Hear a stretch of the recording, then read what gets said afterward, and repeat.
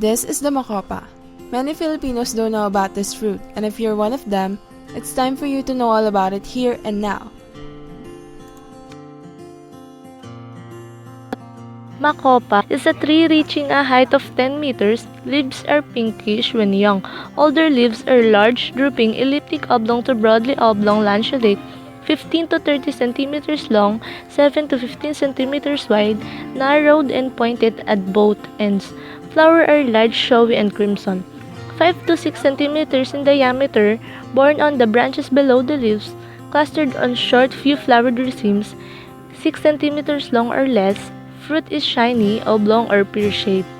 5 to 7.5 centimeters long, either white splashed strip with pink or woolly crimson to purplish and slightly shiny. Seedless or once seeded, flesh is white, peaty, juicy, although rather tasteless. Some varieties have a pleasant flavor. Fruit is eaten raw but may be prepared with flavoring. In Puerto Rico, it is used for making of table wines. In Indonesia, flowers eaten in salads, young shoots and leaves eaten raw or cooked. Malay supplies the dried powdered leaves for crockhouse. In Hawaii, juice of salted pounded bark used for wounds. In Cambodia, decoction of fruit, leaves, and seeds used for fever. Macopa is a crunchy fruit about the size of a tomato. When unripe, it is pink in color. When ripe, it is shiny red. Most notable is its bell-shaped figure that inspired this myth on how this fruit came to be. This myth is an action thriller that tells of how bandits from another place tried to rob a priceless bell. The coastal town had an old church. According to the myth, the bell in the tower was shaped like a giant cup. Initially, the bell was fondly called the copa, or cup. As time went by, the myth says the bell's name evolved into Macopa, which really meant shaped more like a cup. One day, some bandits going by boatloads proceeded to the coastal town. The town people had a quick meeting and their leaders decided on burying the bell. The people hurriedly took the bell from the tower and buried it at the back of the church. Being a peaceful and religious town, they did not have the need for any police force. So the bandits quickly overcome them without a fight. Then they looked around but found no gold bell. This angered them. Nobody from the town wanted to talk about where the bell was. So the bandits killed all the people. Finding nothing, the bandits left frustrated. The neighboring town came and buried them.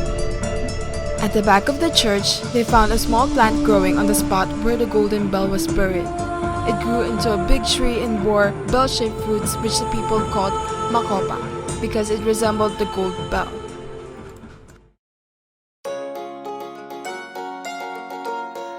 Macopas are usually tasteless but they are surely yummy. They can be found mostly in South Luzon and Visayas. Local citizens don't need to buy them because their trees can be found anywhere. The fruit is typically eaten fresh, including the skin, just like eating apples and grapes. It can also be sliced and mixed in the fruit salad. It can also be preserved by pickling.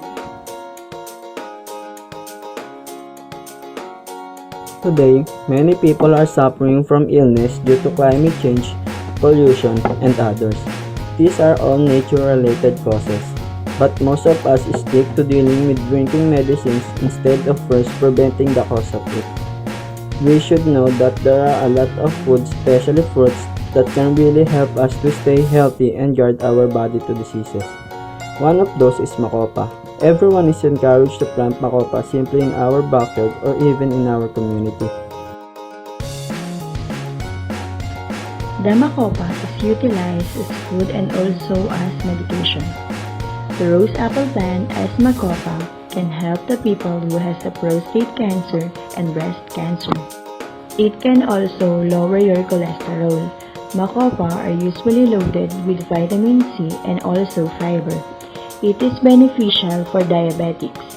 Macopa fruit has an effect on pancreas within diabetic sufferers and also behaves as a block from the transformation of starch into sugar. Macopa is good for brain and liver.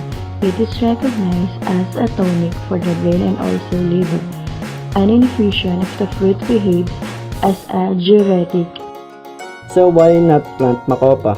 Or you will regret of not experiencing all its benefits to us.